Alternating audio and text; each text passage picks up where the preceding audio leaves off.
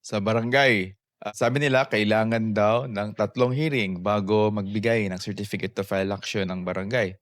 Totoo ho ba yan? Okay, walang sinasabi sa batas na dapat 3 hearing muna bago maglabas ng certificate to file action.